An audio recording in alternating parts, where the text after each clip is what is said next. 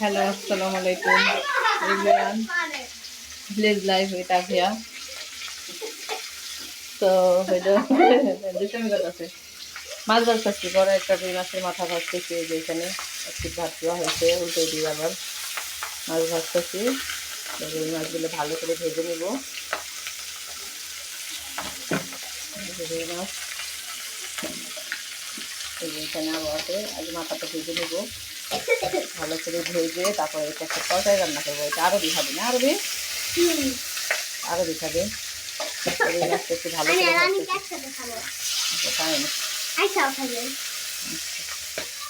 মাছটা ভালো করে ভেজে নিতেছি।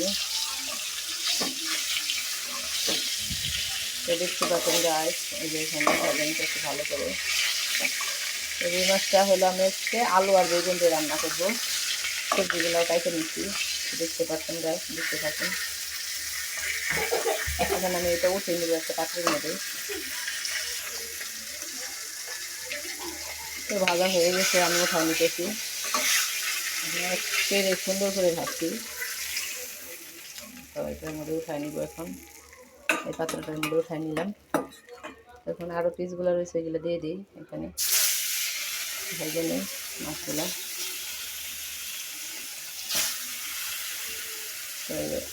তো পিসগুলো দিয়ে দিলাম। তো এটা ভাজা হোক, আবার উল্টিয়ে দিই।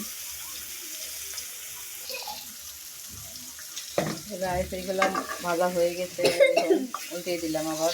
এক পিস দুই পিস জন্য পিস ভাজা হয়ে গেছে। তো ওইগুলো এখন আমি মাছগুলো নামিয়ে নিব। রুই মাছের মাথা দিয়ে হইলো মুড়ি ঘন্ট বানাইতে চাইছিলাম, কি বানাইতে যাই এখন না তরকারি রান্না হইতেছি। এখানে যে ভাজা হয়ে গেছে, মাছগুলো আমি উঠিয়ে নিব। দেখতে পাচ্ছেন গাইস, এই আমি একটা একটা করে উঠিয়ে নিই।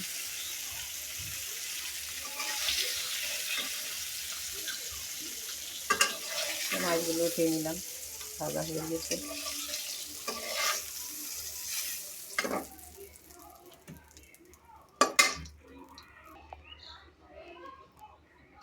তো এখন এই তেলের মধ্যে হলো আমি পেঁয়াজ কষি আর হলো কাঁচামরিচ কষে দিয়ে দিতেছি। দেখুন একসাথে দিয়ে দিলাম।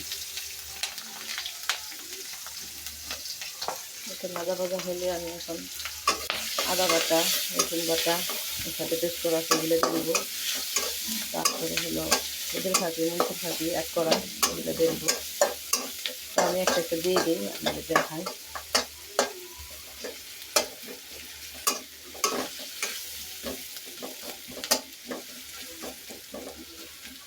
তো এই যে এখানে হলো বেগুন আর আলু দিয়ে রান্না করবো, বেগুন আর আলু দিব।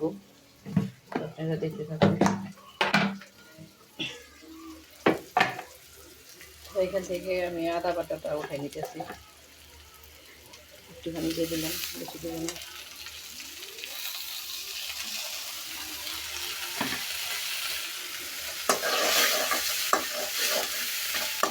একটু পানি দিয়ে নিই,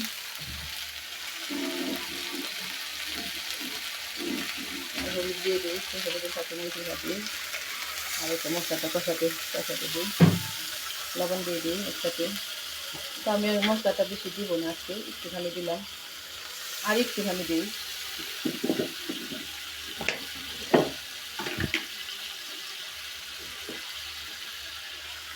একটু হাফ চামচের মতো দিয়ে দিলাম। তো এটা কষানো হতে থাক মশলাটা, তো আপনারা দেখতে থাকুন। মশলা কষানোটা হয়ে গেছে, দেখুন তেল উঠে গেছে কষানোর পরে। এখন এখানে বেগুন আর আলু দিয়ে দিব সবজিটা কষানোর জন্য। সবজিটা দিয়ে দিলাম।